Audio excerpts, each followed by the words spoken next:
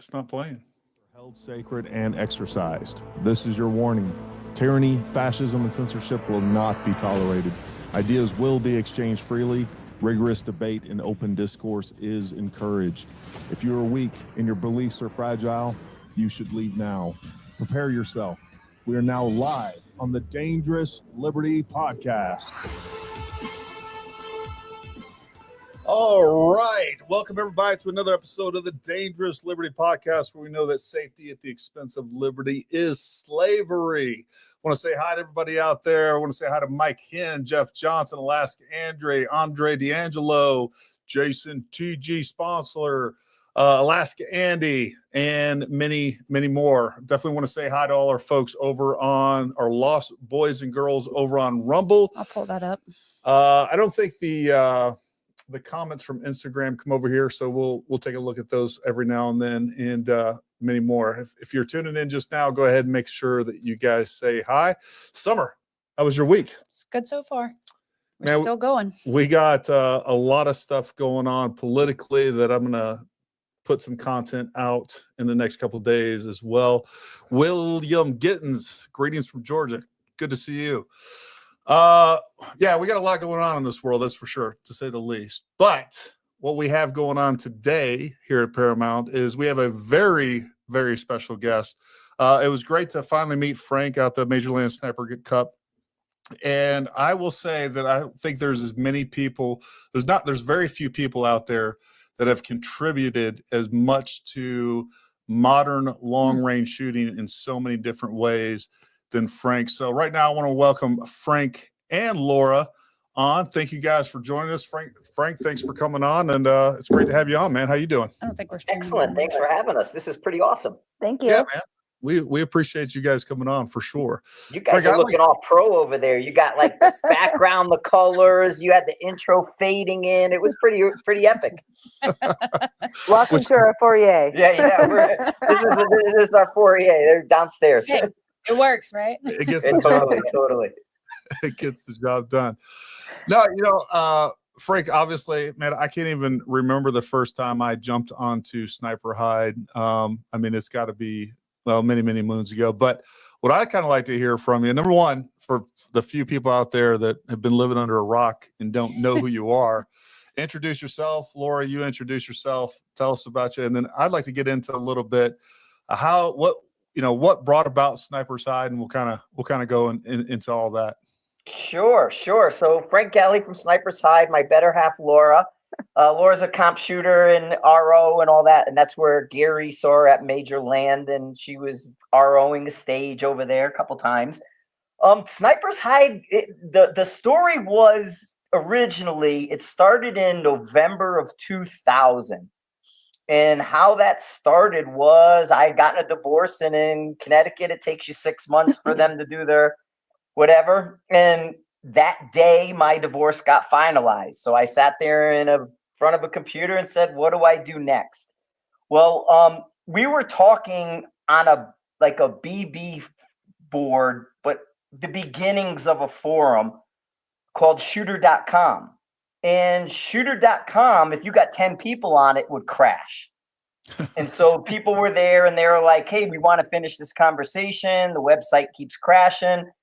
And somebody said, well, why don't you make one? And so I bought the domain right there. And originally, from November until May of 2001, it was a front page Microsoft website.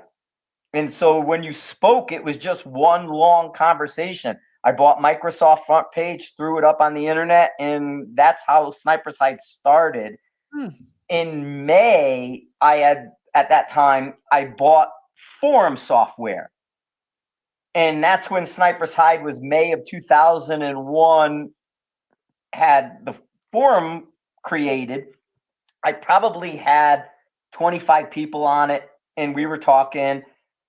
What happens from there is 9/11, right? 9/11 happens, and all of a sudden, everybody comes to Sniper's Hide. And they're all looking for info. They're all talking and doing that. And from there, within the next year of that, is when Jacob from Rifles Only flew up to Connecticut and then recruited me down to Texas right around, 2002.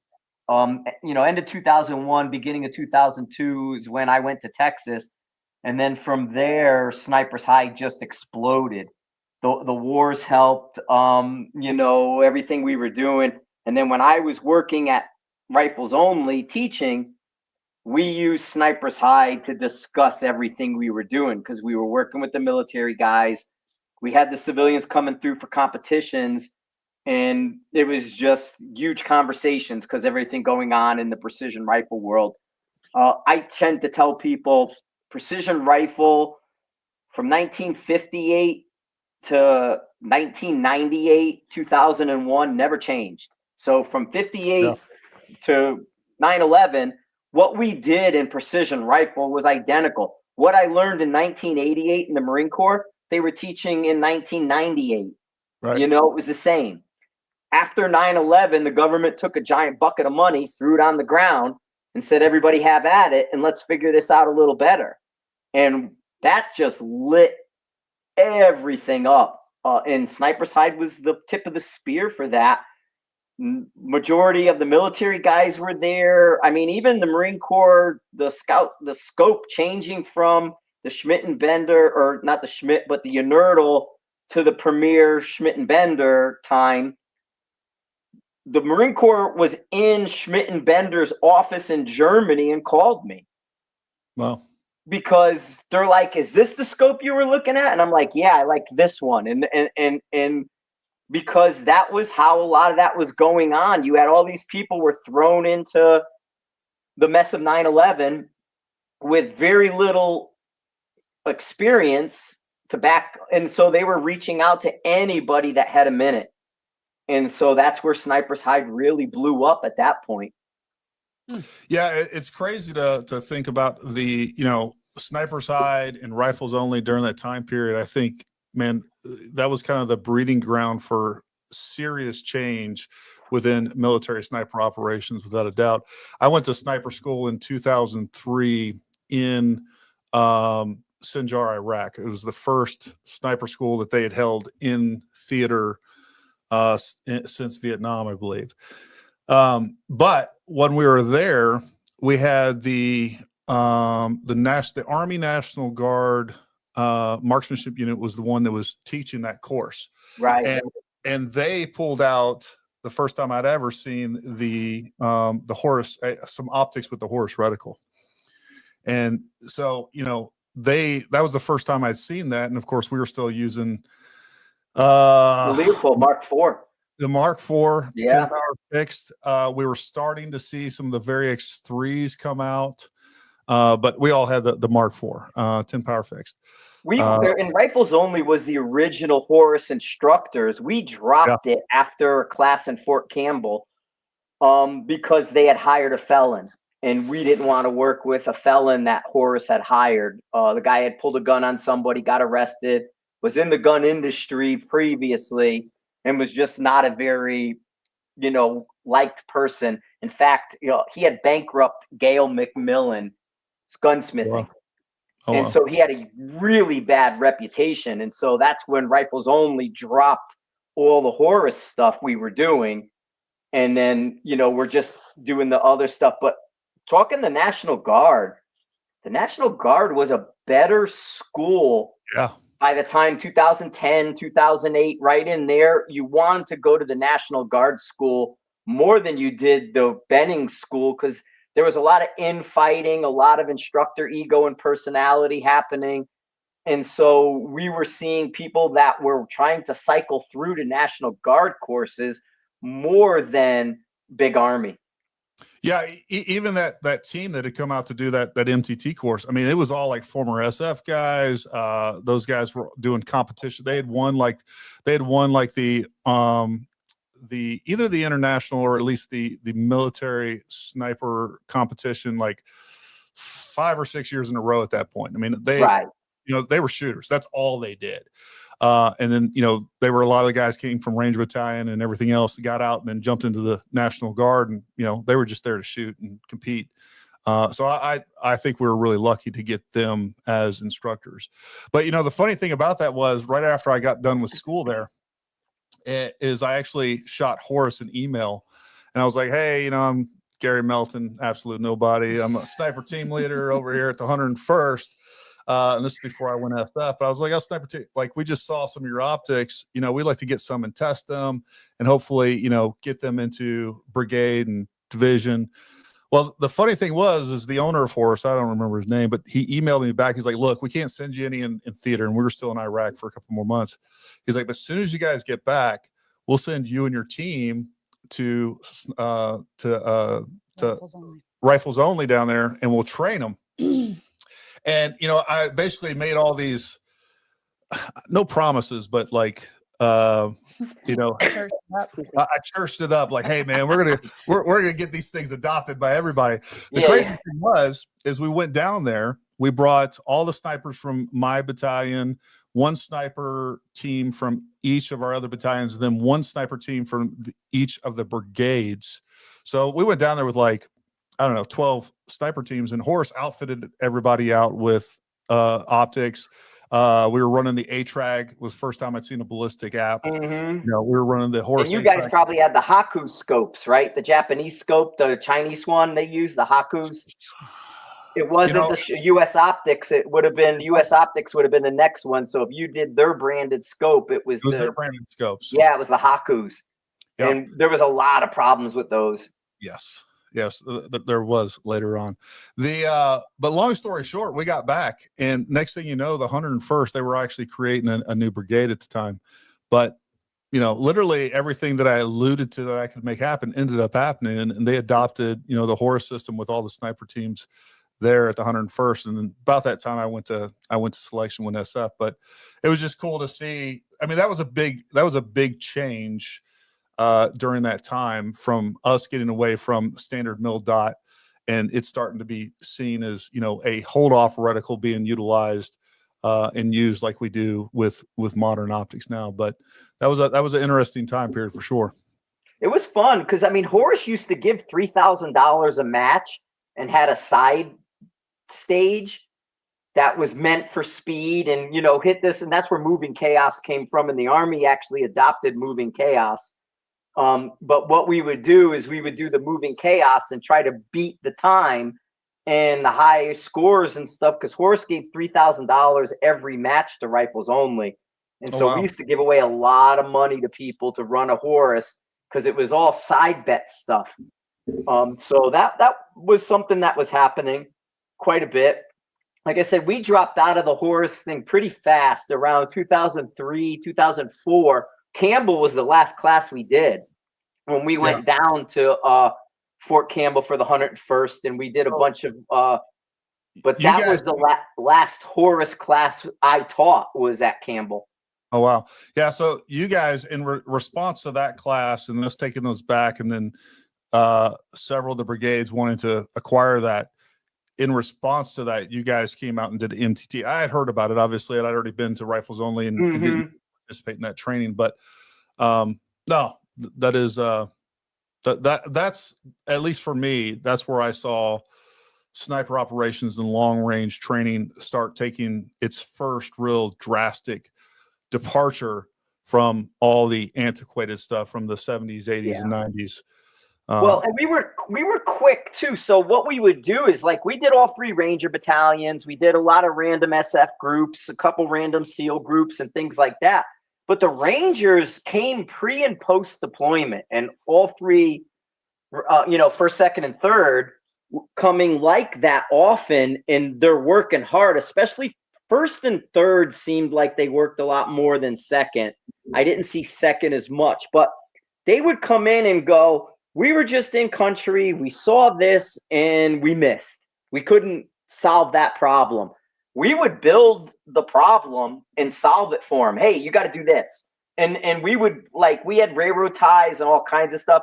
We would build walls, alleys, because one of them, I know this was a big one, was the guys running across the alley.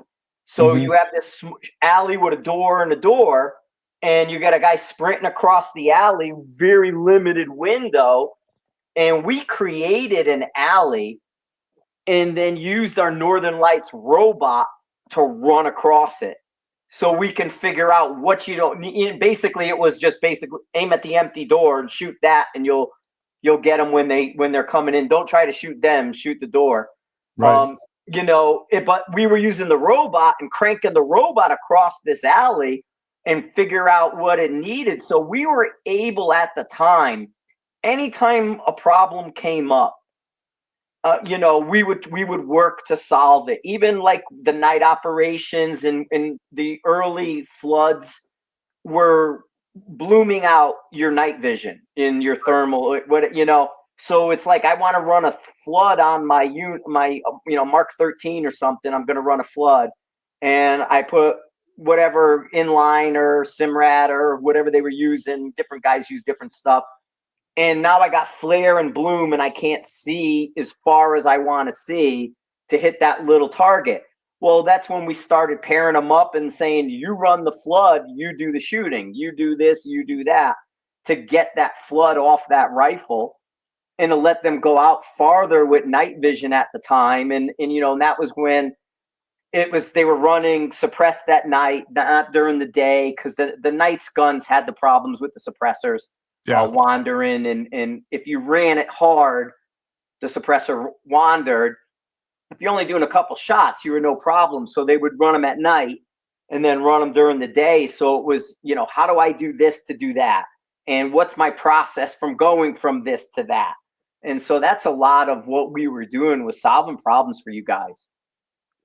Yeah, no, and it's just been cool to see all the innovation that's happened at the military, especially, it's one thing when we see things changing and evolving on the civilian side, but obviously it's a lot harder to affect positive change a lot of times in the system of the military, So I think we've gotten a lot better as a country to, taking some of these things that we're learning from the civilian side and applying it more to the military side, without a doubt. And it's good for the war fighters for sure, instead of being stuck with antiquated tactics, antiquated gear, and antiquated training. Well, and the best thing was that you guys came to us, because going to base was a nightmare. I mean, I had to do all the stupid stuff at Irwin, the safety briefs, the SDZs, all that, to be the range officer for Fort Irwin out there. Right. And, I had to fly special, sit in a class all day. Then you go, like, even on Campbell or wherever, you got a stack of ammo. Civilian pulls up in a white pickup truck. He looks out the door and he goes, up, no fire extinguisher, and drives away. Meanwhile, the fire extinguisher's on the other side of the stack of ammo. Because he didn't get out, he didn't see it. I got to wait 2 hours so I could shoot for him to come back. And so that's why bringing everybody to us was so much better. And I think that was a big change. Is it wasn't, an instructor coming and giving you a hip pocket class at your base. It was you sending your unit to 6 days with us to work, and then go out and bring that information back. And you had none of the bureaucracy of being on base, being around other people. I mean, even the stupid stuff of going to chow with the Army. Marine Corps is different for us, but going to chow with you guys, who's got a beard, who doesn't have patches on, who's looking perfect, who's upset that you have a beard, and who's and the cliques all become a thing. And it's like, why am I talking to you? I'm working with them. Leave us alone. And you're on base now. You can't look like that. It's like, really? Well, the war's still going outside the wire. Last time I checked. Yeah, it's a weird dynamic that I found going to the groups versus the groups coming to us, and the hurdles you had to get past just in that big Army bureaucracy of doing something. Your days, a third short, because the cleanups, the waiting, and what are you doing? And then the sniper tower on Irwin was next to the qual range. Right. And the qual people came over to us and wanted us in helmets and flak jackets because the qual people are shooting. It's like, no, we don't have helmets and flak jackets. We're not doing that. Right. And so then there's a fight. You can't be here and doing that while we're right here doing this. And are you kidding me? You're 100 yards away from me. and so that kind of stuff adds up. Oh, you know, and it allowed us to work at Rifles Only in a much better way to get a lot done. And that showed, if you take that 2003 to 2010, the info Snipers Hide and Rifles Only together was putting out was unrivaled. Right. As far, you know what I mean? On both sides, the competition side, because we were doing comps, and on the military side, because we were doing twice as much military work as we were doing civilian work. And so it allowed us to really kind of break this entire precision rifle thing down and rebuild it in a new image. Yeah, no. And again, you know, it's good to see a lot of innovation still taking place, and people are looking for change. You know, we used to be so stuck in certain, you know, I know that pre 9/11 mindset, it was like, hey, there's one way to do this. This is the only way to do this. And anything else is just stupid. I'm just glad to see that mindset is changed dramatically. And in almost every area of weapons, tactics, deployments, all that stuff is good. So what do you think in the last few years, especially, what do you think has been some of the biggest, I guess, contributors to moving long range forward, both in the civilian or the military world? And it's been the comps. The comps have done a lot of that. You know, some better than others, but you're seeing, I mean, even the representation we saw at Major Land is a big one. The stuff out west, we see it with the competition dynamics because they're movement based. And so the military guys and that will come over. But I mean, just the sheer volume of the competitions now have changed so much. And even looking at the gear swing, you know, we experimented for a while, you know, the ingenuity stuff, the MDT blocks and clips and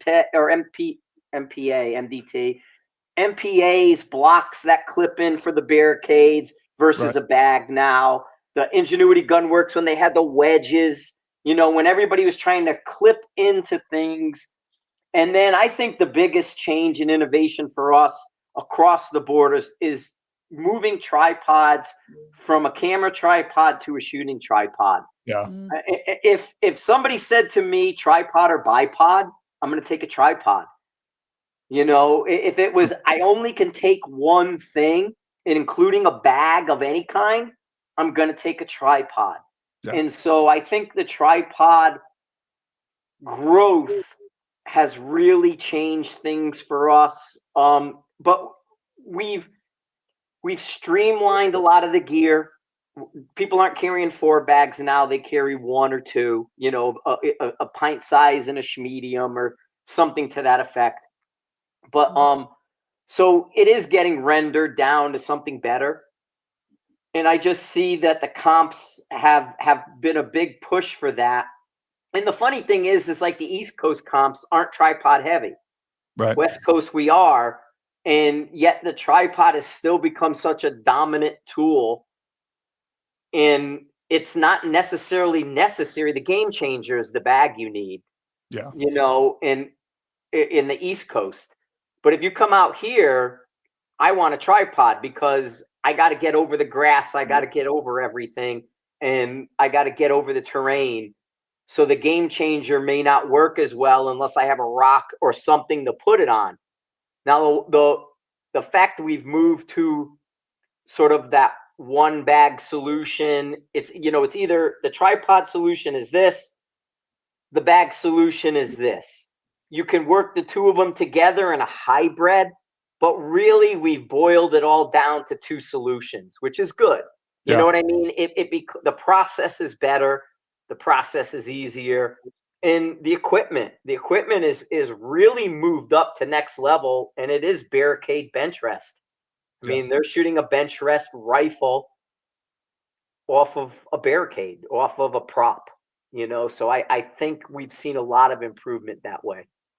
No, that's an interesting way to phrase that. I think you're right. This is the first time I really thought about it that way. Well, Laura, what do you think about as far as women? We're seeing more and more women get into the shooting sports. What have you seen? Number one, how did you get into long range shooting? And then, what's your thoughts on seeing more and more women get into shooting sports, and how can we get even more women into shooting sports? Oh, hi. I got into shooting. I got introduced to long range shooting in about 2011 and 2012 when I was in the United States Marine Corps. And then I got involved with somebody that introduced me to the world of competition in about 2015. I was already working with a long range shooting company in 2012 to 2015. So I've already dipped my toes into it before I even got in the military. I actually met him at SHOT Show in 2012. So you must have been drunk. Yeah. We were. SHOT Show. And in that shot, like, it was funny because she came to the booth at Mile High and she was with a group. It was the sniper company people. It was pretty funny. So there was 6 of them or so, and she was in that group. And I saw her, and she said, "Hey, there's a party at the Bourbon Club. It's the round bar at the Venetian, the club off to the side. That's right. That's viewable. Like, you can look and see it." Yeah. So there's that club right in the corner before you go down the hallway. She says, "Hey, we're having a party at that club tonight." So I went out somewhere, and then I was coming back through, and I said, "Oh, let me pop in this party and check it out." And she walked up to me and she put her finger in my nose and said I was undateable, and then ran away.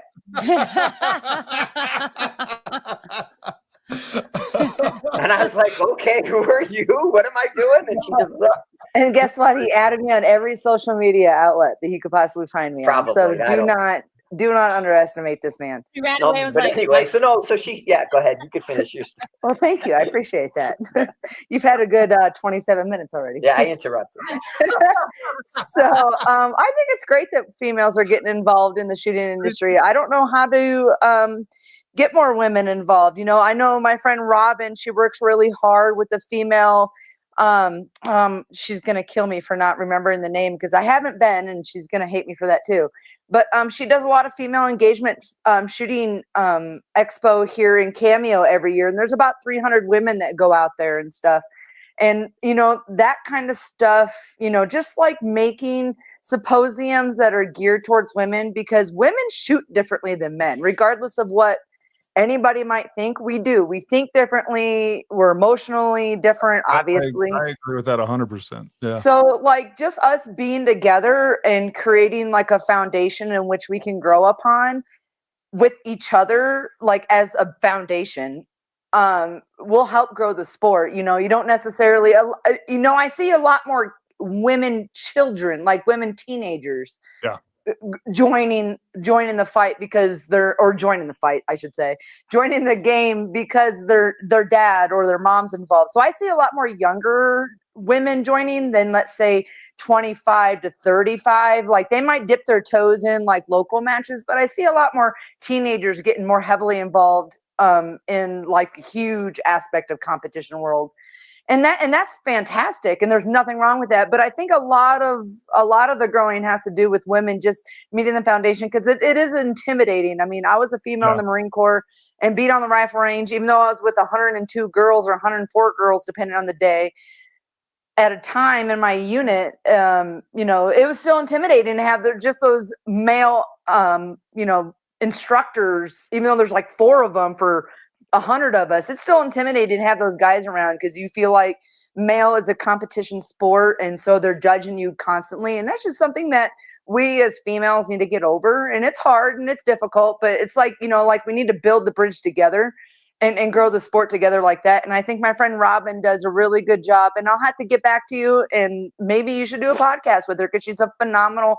I think both of you should do a podcast with her because she's awesome what she does for women shooters and opening the eyes and making a comfortable learning environment for women. But I think that's what it would all be about, is just growing a foundation for girls to be comfortable in the sport. Yeah. Yeah. No, it's marketing too. They don't market, Gary. You know what I mean? I bring this up all the time on the East Coast side of it, that there is no outreach to anyone, really. It's cliques and friends. So I know her, she knows somebody who knows somebody, and then the circle gets closed. And it's almost always somebody being walked in by the hand versus coming up blind because they don't have a pipeline to bring a new person in. It's random who does it. But I mean, there should be open shoots. There should be a booth, once a month or, in the high point of the season at Cabela's. Hey, you bought a precision rifle? Here's a postcard with a QR code. Go see this or go look this and learn that. But a lot of it is the marketing side. And like Laura says, it's assumed we're judging. It's assumed we're going to be unkind. Yeah. And that's not how this works on any stretch. Now, you could be ignored, but people won't be unkind unless you screw up ND or do something crazy that you shouldn't have done. You'll be ignored, though. And that is as bad as being unkind for somebody who's coming into something new. Mm-hmm. It's like there has to be new shooters over here. We're going to walk you through a little minute of this different than all the clicks over here, relinking with everybody. Hey, hadn't seen Gary in 6 weeks. How you doing? What's going on? All that stuff. Well, take those people out of there, and they need to have a pipeline. Everything we do is a process, a shot process, right? There is no process. And so that's why you don't see what shouldn't be a fringe for us, but should be mainstream, not being represented. And why female shooters are fringe, because they're not marketed to. They're not talked to correctly. It's like, jump in. And you might get, like she says, the younger kids, the 16 to 18s. Because they're running with their mom, they're running with their dad, they're running with their brothers. Right. So they got that family basis right there. Nobody's going to touch them because they're 16, 15, 18 years old. But if Summer came in blind right there, say, her world's different, she shows up blind and all that, well, then the question becomes, who's hitting on her? Are they there for this? What are they doing? So all these little things, because she's an older person versus the 16-year-olds, that dynamic completely changes. And it shouldn't. It should be a new shooter pipeline, not a young girl pipeline, dateable girl pipeline. And there's an element in there that causes those problems. And to your point, Laura, I think as well, when you said this, a lot of younger females, I think in my mind, the reason you don't see some of the older females is we've already got, families established. We have this going on. We have that going on. We don't really have the time that we feel we would need to dedicate to learning a whole new craft. And then we feel intimidated. We don't feel like we can just go in and. It's not necessarily intimidating, but it's intimidating on our time management. Exactly. And our ability to have that much availability. Yeah, exactly. And let's be honest in the conversation too. Like ultimately, I think shooting is always, just like other things that are more women oriented, are always going to have a greater appeal to men. Mm-hmm. Right. I do agree that there's plenty of room to grow, and all these things that you guys have laid out, I think, are areas that the shooting industry needs to kind of improve on for sure, to market to those, to create programs with those. With that being said, with the marketing, and Willie kind of brings this up, and I kind of disagree with this. To some extent, he talks about Sig Rose marketing for women is the best I've seen so far. See, to me, and you ladies tell me if I'm wrong, I feel like when you start making these pink guns and shit like that, like it's almost you're kind of marginalized. You're making it so I have to. It doesn't have to be cutesy. It doesn't have to be cutesy. Yeah. Like I must have the Tiffany's blue gun. Yeah. I'm sorry. Do I run around with sparkles and a freaking pom-pom? No. It's a tool. It's a tool that has the ability to end somebody's life. Yeah. I get that we all want personalization, but I really despise. I hate hunting companies that make pink camo for girls. Yeah. What the F? Tell us how you really feel, Laura. And don't get me wrong. I think there are some women that will appeal to, and that's fine. Well, it's low hanging fruit Yeah, for but marketing. that's exactly. It's throw pink at it. I did, See you know, what hey, we sticks. want to reach out to women. Splash of pink. I reached out to women. Now it's turquoise. If you're Right. out here out west, it's turquoise. And There's some so- turquoise on it. Girls will love it. That's kind of a deal that again goes to marketing, where they don't understand how to bridge the shooting in sort of the female personality together. Don't get me wrong, there's plenty of women who dig it and who jump on it. Absolutely. I mean, even the handgun side and the carbine side, there's much more representation there because it's short and fast. Yeah. However, We got to show up on a Thursday, practice on a Friday, shoot Saturday, Sunday, maybe start driving home on a Sunday, but probably start driving or flying on a Monday. Right. That's 5 days away from your family, your work, and your kids, and your house, your dogs, your animals, your livestock, your farm, whatever. And handguns half a day. Yeah. And Yeah. so you're seeing a lot more of that representation in what they're doing.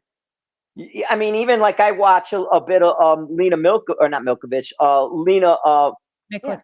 Micklick. That's I'm getting Regina Milkovich and Lena Micklick messed up. Yes, but yes, but like watching her, she doesn't do the cutesy thing. She's always doing her thing, and she still acts like a woman, and goes and does it. And when she's done, she'll make a little, dance or something. But she's business before she finishes. Yeah. And she still has her personality. And I think that's a good model for not other women, but for companies to look at that. And I think treat them like an adult, Program? What's that? Didn't she do the Sig Rose program? She did. Yeah. And I think it's lazy too. It's like here's the problem. Here's all these problems why women aren't into shooting sports, whether it's long range or whatever else. It's like, here's problem 1 through 9.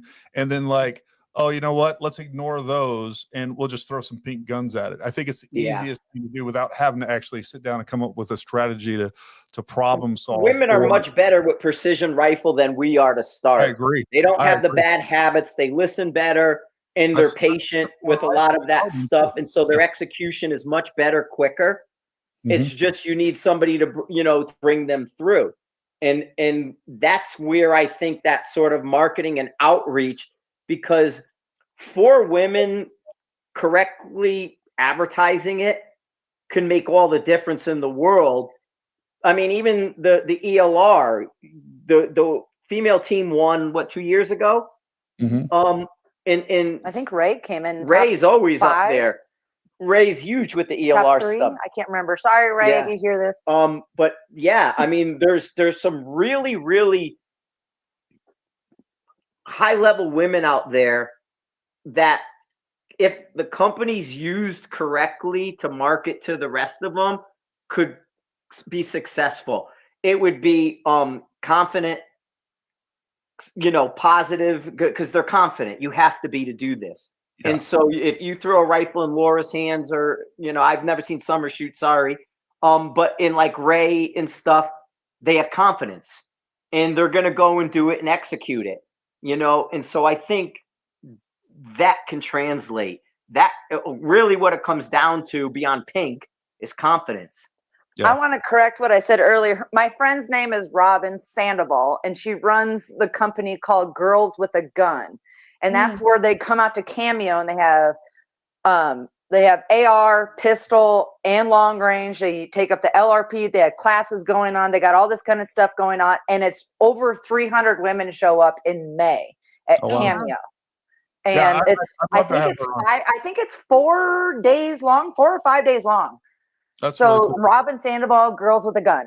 So I just want to give that the correct shout out that she commands that respect. She has done an amazing job giving confidence to women in 2A everywhere. I mean, she's been on Capitol Hill. She's done everything she's been to inner cities, changing women's lives, giving them self-confidence in carrying a firearm for protection for their house, their family, and everything else they love.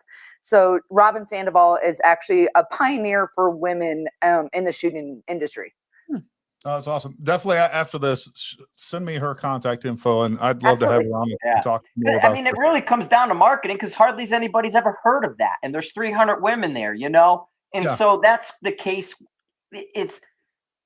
We're pick fragmented. Pick up a magazine. How many times do you see a girl holding a gun advertising for a company? Yeah. Don't worry, I'll wait.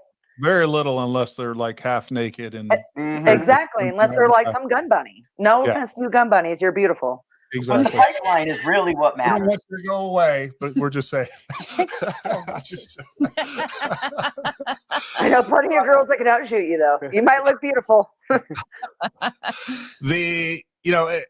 do, the marketing part of that, but also, and I'm always a little mixed when it comes to like these women's only courses. We've offered women's only courses before, both pistol, rifle, long range, all these things. And I do think, and those are good. And there's been, I don't know how successful they always are. There's not a lot of follow through in the sign up. I think in 2023, we ran it to where like one woman could come free for level 1 or half price. Well, I mean, they do that because it's comfortable for them that they're not being intimidated by a man. But I'm not sure if I don't know why it kind of comes and goes and there's no continuation like we'll see in a more male dominated where the guy likes it and keeps coming, keeps doing that. You tend to not see the women do that unless they have somebody to keep going with them. I think it comes down to what Summer's saying, like responsibilities at home.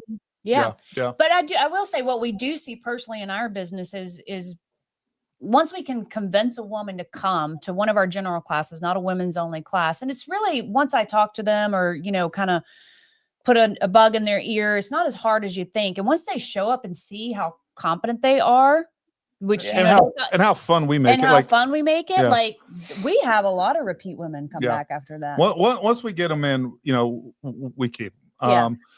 So once we get them to jump in the van, they're not going home. Well, I think they just also they also see that they're just as capable as anyone else out on the range, and that they belong there. And I think that's a really good feeling for them. Well, and that's almost why I need to have a Tupperware party with the shooting course.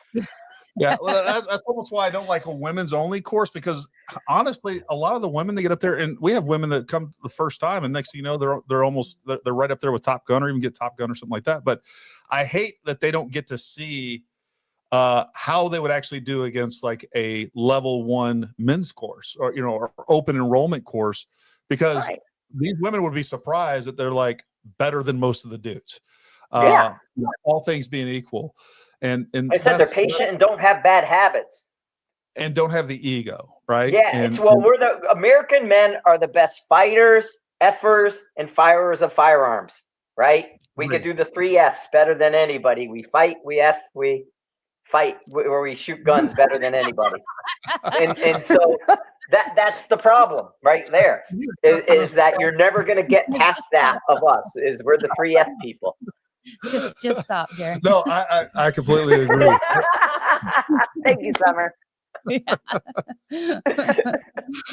Yeah, and that is the thing too. Whether it's long range or whatever else, man. Women, y'all need to jump in on this. You guys will have a lot of fun. I think you'll, just like, there's a large percentage of men that would try something like that and they find out that it's not for them. And I think it's probably somewhere around the same percentage of women that will find a interest and a passion for firearms, whatever discipline that you're looking at. But, get out there, go check it out. You'll have a great time. Even if it's something you're like, this was fun, but it's not something I want to do all the time. But I think an RO. Yeah, the RO stuff is really how to learn. You want to learn how casual shooting is and how much BS men bring home talking about the drama, but you really want to know how complicated the shooting is? It's not. Go in RO and you'll see through all the bull S, and you'll see it and you'll be like, oh my gosh, my husband comes home or my boyfriend comes home and he talks so much trash, and then I'm sitting here ROing for 2 days and all I do for 90 seconds is say impact, impact, impact, impact, and these guys throw hits 100 yards back. They're going to go, I could do this with my eyes closed if they just did it. Yeah. You know, it's a lot. I think long range shooting is a lot less stressful than, say, AR or pistol shooting, because you got to run and gun and run and gun and run and gun. We like literally load a 20 round or 10 round mag and move 4 positions and shoot 2 rounds each position in 90 seconds. It's like ours, like their lives, women's, I've never reproduced and I will never have kids, and that's fine. But I can't imagine changing a diaper, mixing food, having a screaming baby, and then a husband that's asking where his beer is. You know what I'm saying? Like they can juggle that. They can easily shoot a PRS match any day of the week. Yeah. Any day. I agree. I agree. Been there, done that. Yeah. See, I got to give you guys kudos because I can't ever go there. So, so Frank, you're doing a lot of gear reviews as always. What's some great gear that you've seen in the last couple of years? Oh, we're getting ready for Black Fridays next week, so I got a ton of stuff in. Honestly, the biggest chunk right now that I'm looking at is Area 419. They went from 0 to hero in 3 short years, it seems like. They did. I have their mount here. That's just like next level. Yeah, all the stuff. I'm getting ready to do the Area 419 stuff. I mean, you can go from the 0 press all the way through. All your shopping could be right there. Yeah. So I have to plug the Area 419. I think that's going to be number one. Other thing I'm looking at and playing with. Real quick, we are an Area 419 dealer, so you can go to ParamountTactical.com and you can support 2 great companies. So, but speaking of Area 419, Frank, right before this, I just finished shooting the video. I just got in their mounts. He was working on it today. I literally 30 minutes before I jumped on here, I finished shooting the video on their standard and cantilever mounts. And these sons of bitches are pretty damn impressive in a lot of different, really small, smart ways. And I'm sure you've played around with these, but pretty impressive, pretty intuitive or ingenuitive. Been really impressed with that. Yeah, it's a next level. I mean, just the whole company as a whole. I mean, I don't even know if you saw the guys that were shooting Major Land. They had prototype stuff all over them. Yeah. Yep. They had stuff in the white, tripod stuff, this stuff, that stuff. And so they're always, and that's the thing, is they're out there shooting and they're solving a problem. Yep. You know, it's like, okay, what's the issue here? I got this problem. Okay, we're going to solve that. So I think the work they're doing is really, really good. The other one is big and coming up and in, and it kind of ties together, is the Garmin AB kind of Calypso. So the Garmins are huge, and that's changed the game on chronographing, because it's just put it there out of the way, do your thing, check your numbers, mount it if you want. It's so small. And then I run the watches. I'm religious with the watches. I connect my Vectronics to them. I'm just tapping and looking with my watch. And that goes into the AB now with the Calypso, the wind meters. Mm-hmm. So the Calypso wind meter is now working with the Applied Ballistics and Garmin.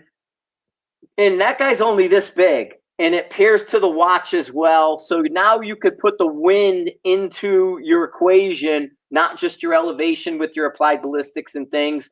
We're seeing guys put a threaded rod in their packs, put the Calypso sticking out, or if they have their tripod kind of spotting station, data station on their tripod, they're mounting the Calypso right there, getting their data, lasers, doing all their stuff.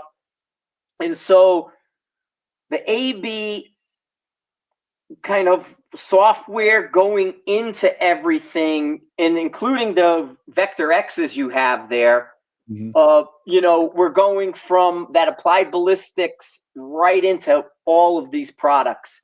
And so for data management, I think that's fantastic. Even those Vector X's are next level. That's Vector X's, right? Yeah, Vector X and the 6 hour Gen 2. The Vector, to me, I love the Vector X's. I love the 6 hour. I've seen a little bit of inconsistency on people right now with those Vector X's, the only thing I can find that I know it's fixed a couple things is firmware. Make sure you have the firmware updated. Mine have been flawless.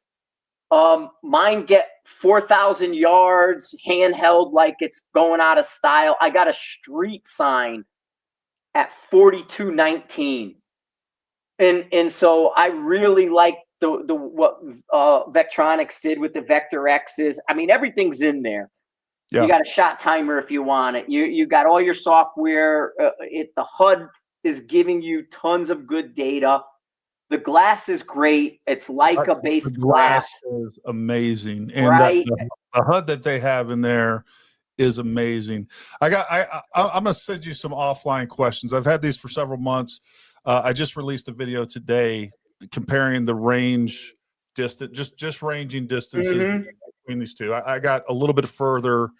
Well, and this is the weird thing. So when we were at the Major Land Sniper Cup, one of the guys I was with had the SIGs, the 10K Gen 2s, and I was ranging a house out there that I could get at 3,123, on that day, and he couldn't get it with the SIG.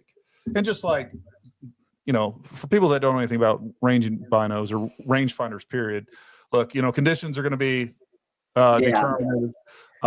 Some days, I'll just tell you right now, I think some days, on certain targets, the way that the lasers diverge and all the other things that go into with us, some days the SIG might range a little further than the Vector. Absolutely. I mean, it's the brighter the light, the worse the laser is going to do. You need some to look at, and there's a lot of things. And even knowing where your laser hits. Yes. Yeah. I'm always mapping my reticles. The 100%. SIGs I like a lot. Laura runs the SIGs. And I'm using that donut and I'm mapping where the laser hits. Like on my vectors, they're the center dot on that center X. I'm right at 6 o'clock of the center dot is my laser. So I know exactly where my laser hits on that guy. On mine, I've tried everything to find divergence from that center dot on my particular set, and this was a pre-launch version of this. So mine's a pre-launch as well, and mine is 6 o'clock on the dot. It's almost in the white space, but it's right there touching the bottom of the dot. And once you know where your laser kind of starts, it becomes a little bit better to get the smaller targets. And like the SIGs, because it's an LED and not a etched reticle, what I'll do is I'll grab I'll put them on a tripod. I'll grab a telephone pole at about 800 yards, and I'll run around the top on the donut to find the top of the telephone pole in the donut. Like I have, I had a pair of the SIG, the monocular, and my laser was like 1 o'clock on the donut. So finding where that laser hits using really small targets and playing around, I think is important. Oh, it is. In my 10K Gen 1, my laser was originally like way low. It was like outside of even the donut. And then luckily on those ones, I haven't played with these enough to see, but I know you can zero and readjust the laser. Now with the aiming is even better. Summer, what do you use? Nothing. See, I'm simplistic. What am I needing to range at 3,000 yards when I'm actually going to shoot? 100%. So I can go with the bush now and be perfectly fine. Garrett, just do it for me. That's right. And this is something I talked about in that just that test that I did, ranging the two. But it's not that we need to range something at 4,000 yards, but it is. Right. What really matters is, hey, when the conditions are real shitty, which one of these going to actually? Yeah, absolutely, exactly. I'm just playing around. Yeah. I know. And then today we were out today shooting. I kind of jumped on the rifle for a minute, but Chris has a Daniel Defense H9, the Hudson. Yeah. And so we were out playing with the Hudson today, and then as well as part of Black Friday, I have the Shooters Global shot timers, and that's the one MDT was going to do. And we have those. You just had that, right? Yep. And we were running those today. I watched it, and I had a lot of questions. People were asking me, "How does the video work? How does the dry fire work?" And flawless for us. We had really good luck with it. We ran the video. We learned, you have to start the video versus it says it's running when you do it from the unit, but you have to actually push the video in order for it to save. Is one of the things. But I liked the Shooters Global stuff. We're finding time's important. Yeah. We're doing these classes, and one of the things I even tell people is I actually slowed a guy down on his follow-up. He was missing a lot of his follow-ups. Oh, sure. Yeah. And putting him on the shot timer, he was like 3 seconds and below on the follow-up. And he was pulling himself and pushing himself off target going so fast. Right. And that second shot would miss more often than not. And it was like, you have time. You are quick enough in your first shot that you can take 5 seconds for your second and not 3 and get the hit. And so being able to look at people from a time standpoint has really helped us fix problems on the comp side. On the every day when I'm looking at a basic brand new guy doing something wrong, I can watch him and I can watch the recoil. Yeah. And I'm watching where his rifle recoils. Is it straight? Is it down? Is it over? Does it go sideways?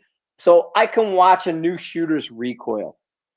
But a fast shooter like that, it's harder to fix them. Yeah. Just by watching them. But if I have a number, I can slow them down. I can speed them up. I can bring them to a point. Like I want that first shot between 10 and 15 seconds by the first shooter. All right. I got you at 19. Now I'm going to bring you down to 14. Okay. That's good.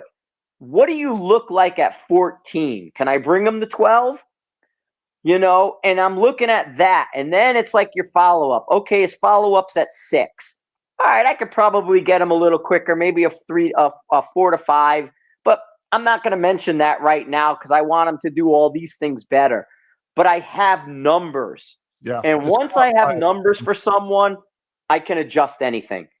And so that's what Chris and I, with his craft stuff, with the Sniper's Hide combo, with the rifle craft work, we're people don't realize it because they think I'm a hater, but we're running a lot more comp people, and we're seeing big improvements, and we're getting people to podiums, we're getting people to that top 10s to where they want to be, and the shot timer is a big part of that. Yeah, it is, and just like you said, when you start trying to advance or coach more advanced shooters, those things that they're doing right or wrong become more nuanced, and tools like that. I mean, when you can put that SG Pulse on a rifle and have them run a drill, have the shot timer on there, watch every piece of that with the video, and then also look at, the recoil management through the angle of their barrel, see if they're actually level when they squeeze the trigger. Man, it just gives you so much diagnostic and analytical feedback that there's nothing else out there. And it's a great anti-cant device, by the way, too. So, you're right. The Shooters Global stuff, I think, is next level. And unfortunately, we've sold a lot, we're an MDT dealer as well. Yeah. So we've sold a lot of LRA Send It levels, and I have them on all the rifles. But, that is almost going to do to the MDT LRA Send It what Garmin did to Lab Radar. Yeah, and that was meant to be when MDT had the Shooters Global unit, and I talked to them at SHOT. Yeah. That was going to not only talk to the level, but talk to the trigger. Yep. The electronic trigger that would communicate to that Shooters Global. So they actually had a pipeline to say level, rifle, shooter, all the way through to diagnose all that.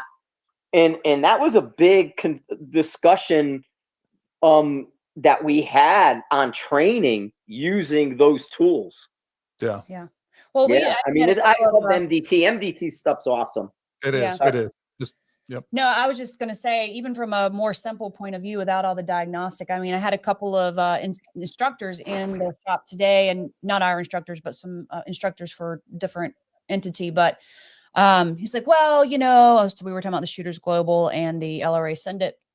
He's like, well, I just always have a bubble on my rifle, and that's all I need. And I'm like, well, that might be great for you, but what the electronic levels do that people don't think about is they constantly remind you with the lights that you need to be checking level. Because a lot of people forget, a more inexperienced shooter, they'll forget to check level. And with those lights just either always blinking or being there. Even experienced shooters, especially under time and under stress, like that blinking light bulb screaming at you that your gun's not level is it's good to have. He was like, I didn't think about that, but that's a great point. It is. Yeah, I get it. We don't even use levels. I wasn't gonna say I don't use them, but I get it. Guys, I actually was just looking at a video yesterday because I was gonna change it to vertical. Yeah. And what I did, I had Chris had just, and it's an old video. It's probably 2 years old now. Chris had just showed up, and the question came because I don't have any levels on my stuff unless somebody a bubble level, right? Somebody will point to a spur. I might be running a spur on something. And they'll go, oh, you got a level in your spur. And it's like, I don't look at that. Who sees that? I use that to mount the scope, not to shoot off of. I put it on my fat boy tripod, and I use that level to make sure my gun's level. So when I level everything else, it's level. But I was showing Chris a video, and I just ran it yesterday because I was going to vertical it. And what I did is at 600 yards, I had the rifle on a tripod, and I shot it and went, boom, center punched it. Then I rolled it till it stopped on the really right stuff. I put it to the end, and you could see it. I mean, like, it was like that. Or there you go, kind of a crazy angle. And it was a crazy angle on the rifle. And then I shot the 600-yard target in the same spot. And then he was like, well, and then there was a dot. I sprayed a dot on the plate, and I hit the dot. And I'm like, dude, it's a wind call. My gun's canted. And I'm like, it's 600 yards. Nothing's going to happen. Yeah. And so I actually was just watching that video yesterday to see if I was going to put it up or not, because I'm like, F a level. I don't use that shit. I feel I get too stressed out. If there's too many things working that I need to focus on besides me pulling the trigger, I feel like I get anxiety. Yeah. Like, just leave me alone. Else I freaking completely sandbag the hell out of this stage, or I have it and have fun, or I freaking destroy it and I own it and I still have fun. So either way, I don't care. If it was a minute and a half target, I could see maybe a minute and a minute target. Yeah. You got to realize I shot in the Southeast. Like, yeah, meatball targets are for them guys. But if you don't need levels out there. If you got a little, but I don't, I just kind of run it. I got levels in my head. I'm good. But it's funny because what we'll see. Calibrated. Mark one eyeball. Yeah. Yes. It is. But I do see people on the clock under time stare to the level. It's like driving your car and then looking at something and stare at it for a second. You're going to drift. There's no way around it. You're crossing the line. And so what happens is people fixate on the level and they start drifting, and I'll watch them shoot to the left because the level's on the left, and they'll start following the level. If you look at Vallejo, he's got two levels on his rifles. He's got one on the right and one on the left to center them up, because they know if they keep looking left, they're going to go left. So they have to break that up. Otherwise, they're going to steer in the direction they're looking. And which is why I do, like, my level check is I look at the bottom of the reticle and I just kind of slice my reticle down through the action. And so I notice a steering that happens with newer shooters will steer to the level. Well, and conversely, like our last, the last long range course that we had the LRA Senate levels on the guns. And one of the guys, when I guess he was cleaning his gun, he took it off the student gun and then he put it back on, but he didn't have the little washer. Well, no, he didn't have it flush on the mount. So okay, gotcha. Can't into the level, so he's still guiding off the level. And the next day he comes, he's like, Gary, all my dopes changed today. And if you look on bubbles, the Send It's great because the Send It kind of auto levels itself in a way. The bubbles, I check them all. I'm like religious with it because I want to poke somebody in the face, man. I want to be like, you're an idiot. And the thing is they throw them in their case and they nail them. They knock them off. So they're always off on that a little, and then they follow it. I always tell people don't mount them on any tube, because we used to have on all our student guns, we'd have the rings going around the tube for the levels. And then I check them right before every course to make sure all the guns are good for students. And I was like, dude, I have to re-level these things every single time. Yeah. So and you have to manage a level. And then just what you said is people knock them off and then follow them. Yep. 100%. Yeah. All the time. I mean, if we go back in time, and I was doing this when levels first started popping up, when they were first appearing, I don't want to say religiously, but more often than not. Yeah. I used to always be like, if you're going to have it, you better be right and you better use it. And I would always take pictures, especially like in the comps at Rifles Only and Snipers Hide Cup stuff. I have pictures of Wade Stuteville shooting with his level like that, with George Gardner shooting with his level like that. Guys shooting and hitting targets, and it'd be like, hey, you hit that target. And it's like, yeah, I'm like, look at your level. How did that happen? And I would do that all the time to poke people. And I have on my phone, I probably have 25 photographs of pretty well-known people with their bubbles all off. Canted all in the middle of a shot. Yep. But I get it. People like it, and I don't argue it no more. If you got to have a level, as long as it's managed and it's correct. He also doesn't chronograph his rifle, but I do. Every time I go to a match, I always chronograph it, even though we do gravity ballistics now. So just like that's a basics. Like chronographing to me is a basic, and so is having a bubble level for people. I always chronograph. I just want to know where it's at, what it's doing, whatever. I know it opens up, it spreads out, but it's just one of my checklists. And if that's one of your checklists and it makes you comfortable and it makes you shoot better, then hey, go for it. Do whatever makes you comfortable and makes you want to shoot more. If that's what it is, have at it. I don't care what my speed is. I only want to see the spread. I agree. I agree with both those things. I think it's good to check for sure, just to give you peace of mind and make sure your dope's not wildly off, or suddenly you realize your hand loads are jacked up because you added too much, whatever it is. I think it's just a matter of, just like anything else we do, getting rid of variables, right? And in my head, and we check boxes all the time. I'm always like Chris and stuff, especially because he's comping. We'll run cases of ammo and we'll chronograph it, and all we care is the spread. I don't care what the speed is. I got to manage the speed regardless of what that is. Yeah. But my spread matters.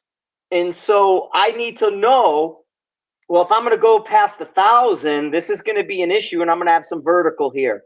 Well, if this is over here, I mean, personally, what I've seen bringing the comp people through as much as I have, if your SD is less than 5, it's next level. You've now jumped a whole kind of, I don't even know the word, but you jumped a whole nother level. So I'll load something, I'll get an 8, right? I'll SD it to an 8, and I'd be like, oh, that's great. Single digit, I'm happy, no problem.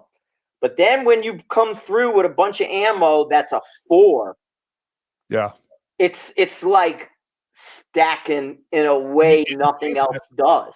Yeah, you see the difference. You see the difference. And so I want that information. But as far as 2850 versus, I have nodes. If you give me a load that's 2750, okay, I know what that's going to do in my head and what that's telling me. You give me a load 2850, I'm happier. And I'm going to be like, okay, I know what this is doing. But like the 22 stuff I shoot, that's got to be 2950. 22s want speed. My Valkyries, the GTs and those things, I got to have speed. I want 2950 or more. Like my Valkyrie load is 3025 with an 85.5. I'm a single digit SD of 5. and that load screams. I'm 6.8 at 1,000 yards. I'm a 7-mile-an-hour gun inside 6. Right.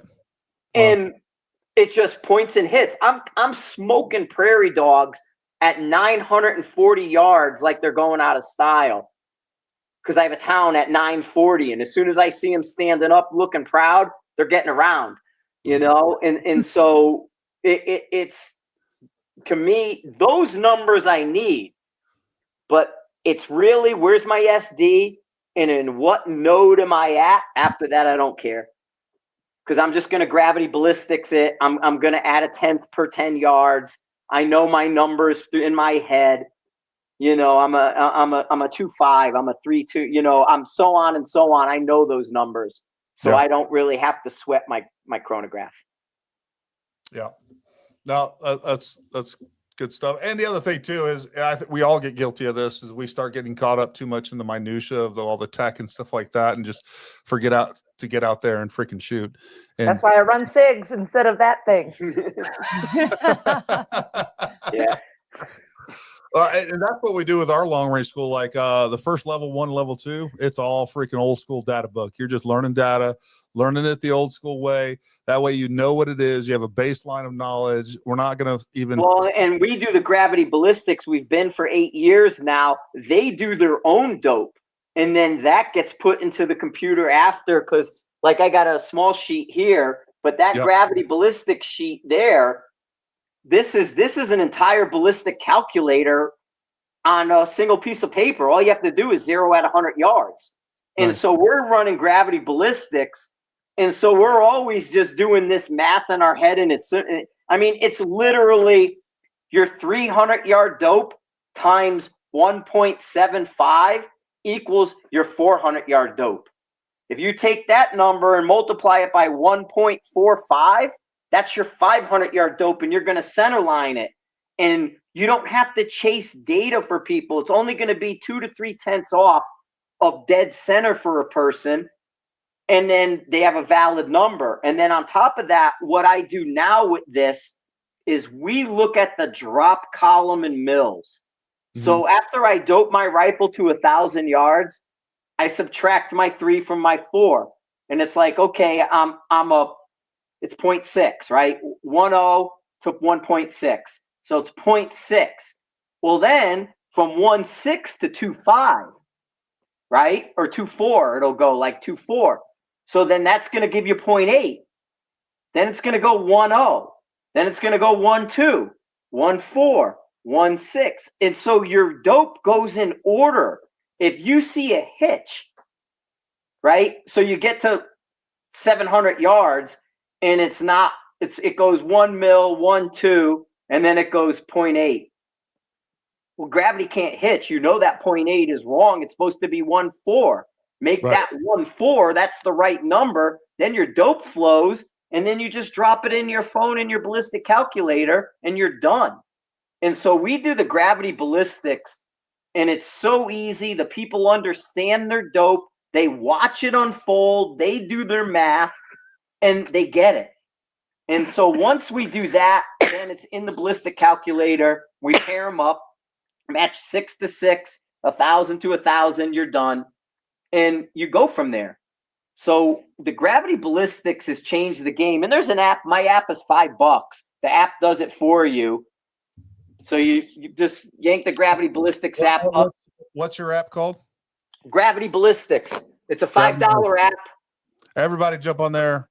Yeah, and it's not in Android right now because Google just yanked me off. Google said my phone number was wrong after 2 years of having an app in the app market. So I'm waiting for the appeal, but it's in the iPhone and it is in the Play Store. Google's just playing games with me. They sent me a letter that they took it out of the App Store on the 8th, and I have to have the verification finished by the 7th. That makes sense. And they yanked me. So they're just messing with me because it's Sniper's Hide. Well, Google is very 2A friendly. I love them. Yeah, they're my buddies. But this does the stuff, the gravity ballistics. The app is $4.99. has unlimited tracks. Make as many as you want. It works with your phone in airplane mode offline, so you don't even have to connect your phone. And it dopes the rifle. Put in your, like I tell everybody, shoot 300. Put that number in, verified. It's going to give you tri-dope. And then just verify as you go through. And the pencil, means you can adjust it. The green check means it's true. Once it's there, you have data, and you can go to a competition, dope your rifle on Friday with gravity ballistics, use that range card, and just name it, Altus. And then say, okay, I just shot Altus, and here's my dope for gravity ballistics. Now I go to Pig River, because it's unlimited tracks and it works offline. You can have as many as you want, and it's $4.99. Well, I got it. I'm gonna be shooting a review on this bullshit. There you go. And before you ask, it works in mills or MOA. It does not matter because it's gravity. So it doesn't have a mill or MOA on there. I think it says yards, but it doesn't. It could be meters too. If you're in Europe listening to this, just put your meters in and just do the math. It'll work. It doesn't matter, because what we did is we found the value for the gravity between 100-yard lines, and that pencil will let you change it if you need to, because we shoot places like Pala in California. That's got an angle to their 800-yard target. Mifflin in Pennsylvania, 17 degrees to their 1,000-yard. Gravity doesn't work when you go up 17 degrees the same as it does flat. You can adjust the gravity ballistic numbers. So I see. You're basically, it allows you to come with essentially a multiplier that's going to work. You can change the multiplier. Gotcha. Okay, I'm tracking now. Yeah. So if you need to adjust the multiplier for your location, and you wouldn't need to change, but the 8, 9, and 1,000, the short ones will work. What does he say? Don't say. Oh, who just said? He knows what I was about to say. I've heard that MOA sucks. Is what I've heard. MOA sucks big time. MOA needs to die a violent death. F you, Jeff. Yes. F you, Jeff. No MOA. If you're shooting paper, F class, go shoot MOA all day. But if you're shooting anything but that piece of paper on F class, stop shooting MOA, please. Frank, where MOA is works really well is when you shoot at one target at one distance with no time constraint on a manicured range paved with wind flags. Anything else, you need to be shooting mills. I can't even count that high to get to 1,000. I take my shoes off. I don't have enough toes and fingers. How the hell do I dial? He's not only short, but he's missing toes and fingers. Yeah. How do I dial 38? Where does 38 even come from? Just turning my wrist. And you know the crazy thing? I have like one of the most expensive scopes you can buy. Even that only dials to 32. So how do I get to 38? You start holding off, I guess. But I guess I shot I was invited to shoot an ELR match, and the guy gave me loaned me his gun. Thank you, Hunter, by the way. But it was an MOA, and I was just like, turn 60 MOA. 60 MOA was the. I was like, are you free? I don't even understand how people keep track of that. Right? Yeah. How do people keep track of that? Do you have a clicker to tell you how many times you went around? Rotation. I had to start over twice. I was like, fuck, I forgot which rev I'm on. I had to go all the way back down twice. I'm like, all right, your turn's sticking that high up because it's on the screw. Yeah, it's ridiculous. They're crazy. MOA people are bows, man. They're nuts. It's a cheaper scope, so they can still claim to have a night force while not having to pay the big dollar for the good stuff. And you know the crazy thing is too, like there's true MOA and there's shooter MOA or inch per 100 yard, right? And if you do inch per 100 yard, you can do the 100, the ranging with the 100. But all the MOA people are trying to range with 100 when it's 95.5. How is that easier? Yeah.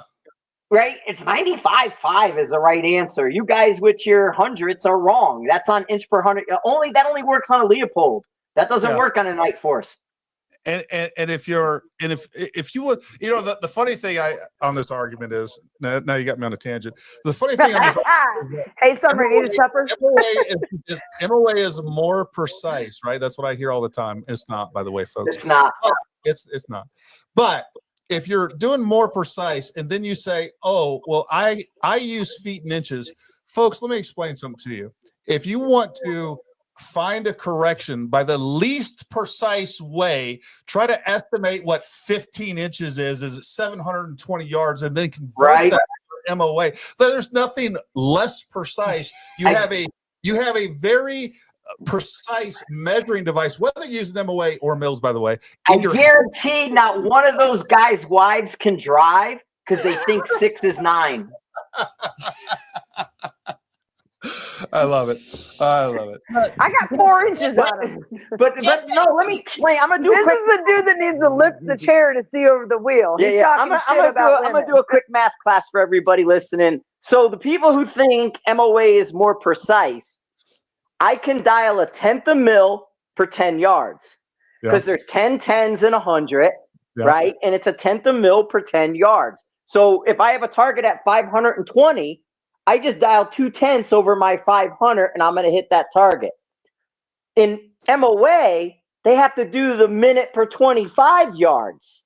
And then none of them know that on top of trying to break 25 up into 4. So now you got to divide 25 by 4 to get those yard lines. And it's like, wait a minute.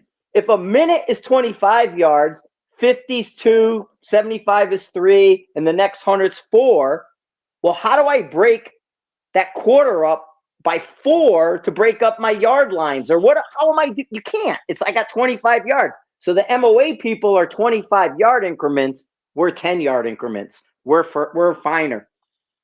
Absolutely. And then on top of that, you cannot adjust individual rounds with more precision than your group size at any distance anyhow. So it's a half a bullet width difference. A 0.26 versus 0.36 is half a bullet width. A 1/10 of an inch, folks. A 1/10 of an inch. So we're good. I did a whole video on it. You can check out MOA Sucks Part 3. I go through and I talk about dispersion. Part 3. How many parts are there? Go on Sniper's Hide. There's 10,000 mil versus MOA conversations every day. Even Chris just did another article on it, and he broke it down even finer. I think he took the decimal places, like 8 decimal places, knowing him. Look, I'll show you something. Oh, they already have one. They have one. I have it. Yep. Yeah, we both got one. Yep. That's always. I think they're hanging over the fireplace. It never gets old. That discussion never gets old. So, what else is new for 2025 with Sniper's Hide, Frank? One thing I need to talk about. We need to do some advertising with you guys. That's one thing we got to do. You need to put some training classes out there. Yeah, if you guys have the videos and the stuff, we can put your company on the Hide TV. So what I did is I created Hide TV. Okay. And it's part of my app, and that's all coming through. What we're doing is we're adding channels for nothing. So like you have a channel on YouTube, my girl will go in and scrape your YouTube channel and put all your videos into Sniper's Hide. So everybody can watch there. Your podcast can go in there. And so all it is another outlet for people to find your stuff. But all it is dropping your link you already have. Rumble works, YouTube works. So you can, if you wanted to promote your Rumble more than YouTube, take your Rumble link and drop it into Sniper's Hide. Have your channel and just feed your channel the same way this is. And so we're doing that. Not only am I not charging anybody to put a channel up on the site, if you bring in subscribers and your lessons you do like online training lessons, because it's it's a media center, the Hide TV. It has analytics, it has everything. Oh, that's cool. You can do lessons and sell lessons to people. Okay? I'm letting you guys take all my fees and everything. If you put a lesson up and the lesson was $100, it's got 5 videos in it. and it's on, beginning precision rifle. You put your fundamentals there. Say you put $100 price tag on it. You get $80 of that. So that way there, you get paid for your stuff. On top of that, as you bring in subscribers to my channel, you get a percentage of the subscribers. So what I'm trying to do is create a content creator network that pushes everybody to precision rifle. And like the beauty with this is Rumble's good, but YouTube can get weird, right? Unlist the video on YouTube and just put the link in on Sniper's Hide. YouTube will leave you alone, and then you can just have it playing through me. Granted, you don't get the YouTube traffic. They demonetize almost all our videos anyhow, so I'm not worried about it. Exactly. So you're not skylining yourself to do it. So I have the podcast in there. I have the videos in there. It has lessons. Like I said, like CR2 guys, they put their lessons up. You sign up, you subscribe. They work on your phone. You can mentor people through it. So say somebody says, I want Gary to be my mentor. You can do one-on-one lives on the backside. You can host events and different things. And so I'm doing that right now.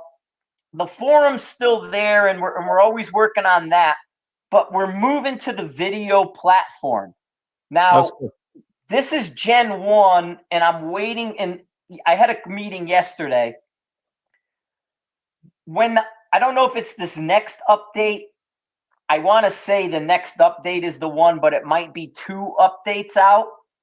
The Hide TV app is going on your TV. So you'll be able to access the Hide TV site in the video page through your television like you do YouTube right now. So you'll be able to download an app, Hide. Your account would go through that, and then you can watch the videos on your TV. That's the next place I'm going with it. I already have new people. I mean, niche stuff, I don't care. I'm saying yes to everybody. I got a guy who took my class in Ohio, Steve. He's a truck gun guy. He talks truck guns. Modern take on truck guns. And he likes little shorties, the SIG crosses, the Q fixes, and he talks little bitty short rifles with 18-inch and shorter barrels. He's there. He has a channel. 100 people watch his stuff. And I'm doing that through the Hide to basically throw the content out because I know how we get crushed. And I want it to be a place where people can go. And like I said, I'm on the Gen 1 of it now. Once the new tools come in, the share tools, the television tools, I think it's going to be that place on your phone where you'll just be watching the videos and be talking to people. The talking head stuff. Articles aren't articles anymore. They're conversations, right? Yeah. So that's there. And I'm trying to make it where you're not listening to Frank. You can if you want. Right. But I want you to hear Gary's opinion, Summer's opinion, Laura's opinion. You know what I mean? I want everybody's opinion out there. No, that's awesome. No, so that's what Hide's doing right now. I'm there, Frank. I'll take you up on that, and we'll also do some. You and I will talk. We'll talk about doing some advertising and some other things as far as courses, as well as gear, our shop, all that other good stuff. There's some. I mean, it's small right now. The views like in the month were like around 100 or so for people, but who cares? You're starting somewhere. Yeah. I was looking at Laura's face when you said that. I was picking up what she was putting down. Will you slow here? Just let me. There you go, Frank. All right, hey, folks, real quick. I'm going to open up the floor a little bit. If you guys got any questions go for it. for Frank or Laura. Mike Hen had a question for Laura. Mike Hen. It was a good one too. Where was his question then? Back up. You know what, Mike? I think what you're going to have to do is a super thanks, and then I'll be able to find it. Great. Go back up. I know what he's. Went full auto fingers. Jesus. You had that problem in the beginning, didn't you, tonight? Oh, there's comments. We didn't even see that. We can look for Mike. Michael didn't grab it. I know what he said. He said he basically said, Laura, what do you have? recommendations for people starting out in competition, basically. Like a I don't type of know. rifle? No, don't I know think if you he know was like the one dayers and the locals is how to get started.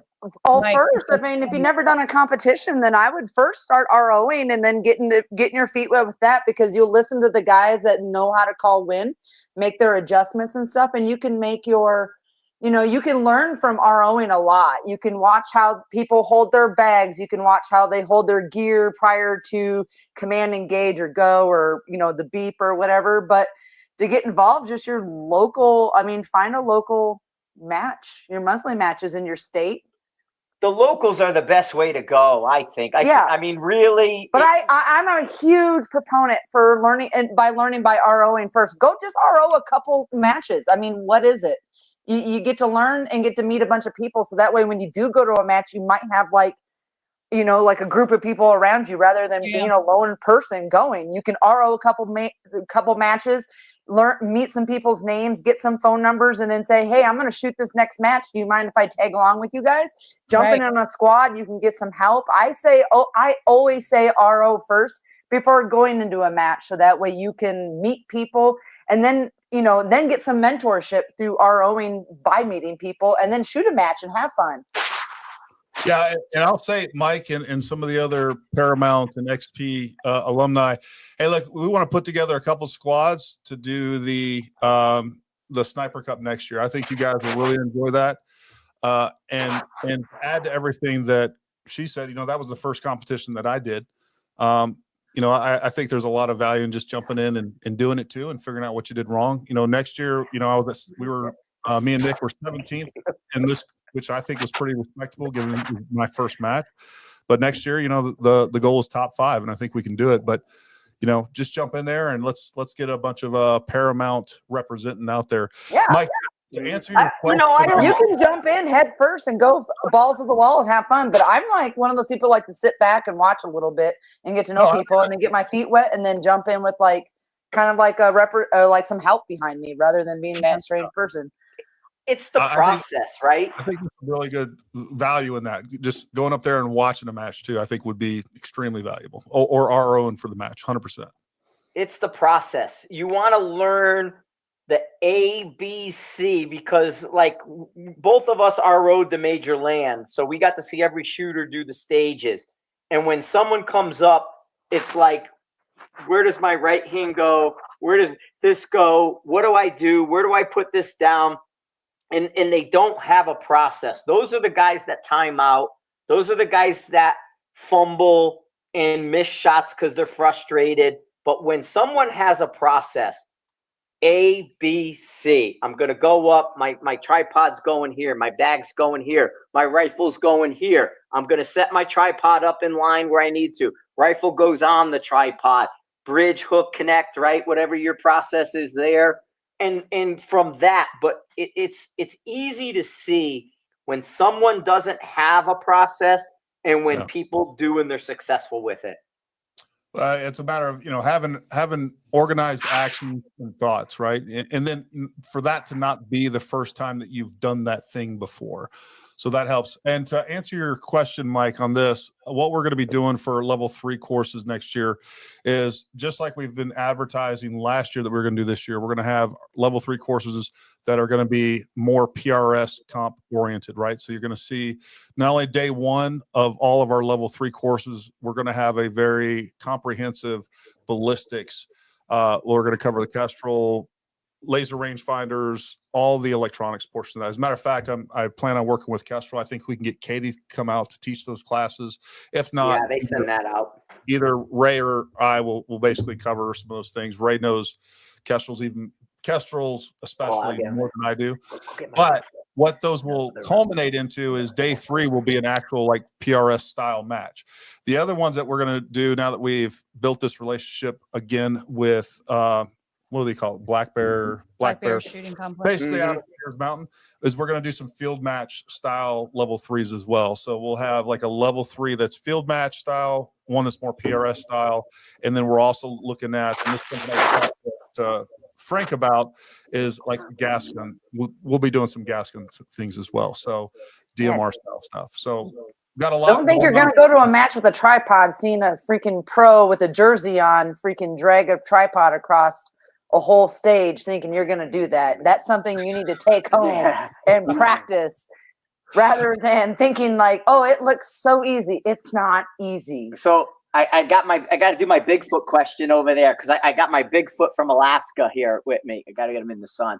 So they're asking about my best Bigfoot Stories from Frank. from Alaska. So I have a guy in Alaska, Oh gosh. David, and he can make the best Bigfoot tracks ever.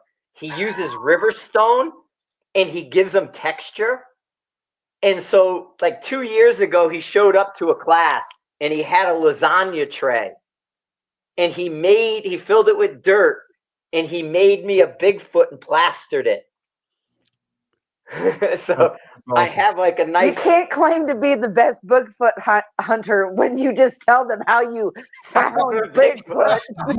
Like, it seems oxymoron. No, just to start off, back in the rifles only days.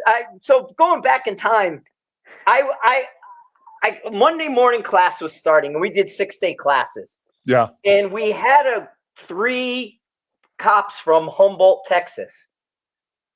And so the night before on Sunday was the first time I had seen there was a Bigfoot show on TV. And the dudes were like hitting trees with a stick and calling and doing stuff. And they're just yelling in the woods. And I'm like, what the frick is this? Yeah. So the next morning I come down and there's, 20 people in the class. There's a civilian class.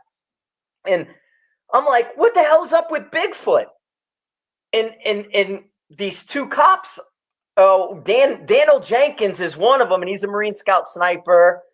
And God, I'm spacing on the other guy's name, and I want to say John or Tom, but there's Daniel and his partner, and I can't think of his partner. I'm sorry. They're like, whoa, you can't make jokes about Bigfoot. And I'm like, why not? And they're like, because we had an officer in our department who quit his job to go hunt Bigfoot. What? Right. That's what I said. I'm like, wait a minute, time out. You had a cop quit his job to go hunt Bigfoot. And they go, yeah, he was serious. He was on a side-by-side or 4-wheeler. He must have a freaking, his parents must have money for him He when they came died. around a corner, saw Bigfoot, completely like done, and right there says, it's real. I'm out and I'm going to go find them. So 6-day class. And I'm thinking about this every day. And I'm like, this guy quit his job to go hunt Bigfoot. And what's sticking in my head is he's going to go hunt Bigfoot. And I'm like, wait a minute. I'm the world's most successful Bigfoot hunter. Because somebody made me a plaster foot. No. This is before that. Way before. So, and they go, okay, well, how do you figure that? I said, easy. I've come as close as every Bigfoot hunter out there, and I have none of their failures. Is that because everybody else has bigger feet than you? No, because I didn't go. Oh. I never left my house. So that means I'm a better hunter because I've never failed, and I've come as close as they have. I created an entire story around being the world's most successful Bigfoot hunter. And then on Sunday, because Monday I started it, on the following Sunday, I put it into practice and I bagged a 6-foot-tall stripper at the club in Corpus Christi. So I know it works. What was his name? Yeah. Oh, so that's how I'm the most successful.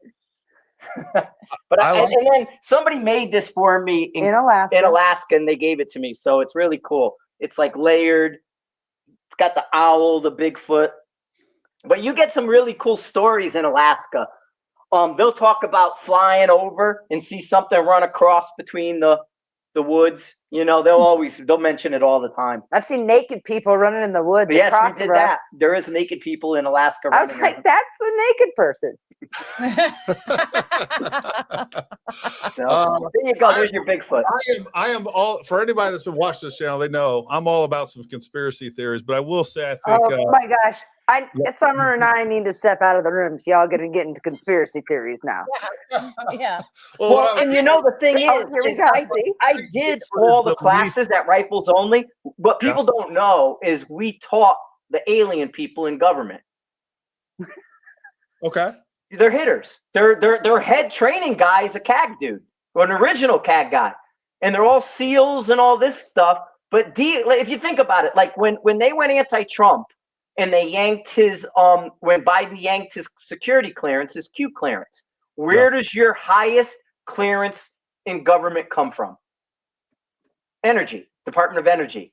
Yeah. And we did all their classes for all their alien people, and they don't give a shit. They talk about it all the time. They think it's funny when they get chased and all that and all. But the alien stuff goes back to the Manhattan Project. It's the same. Yeah. So that's why you can't. There's no disclosure because it's Manhattan Project level through when it was the Atomic Research Commission before it became the Nuclear Regulatory and Energy and all that. But all of that is under them, which is why nobody can tell us about it because it's energy, 0 point energy, all the how does the spaceship fly? How does this work? How does that work? All the UFO conspiracies, when they're talking to CIA and Intel, those guys are just going to lie. They're just liars, right? Because that's their job. DOE. Excuse me.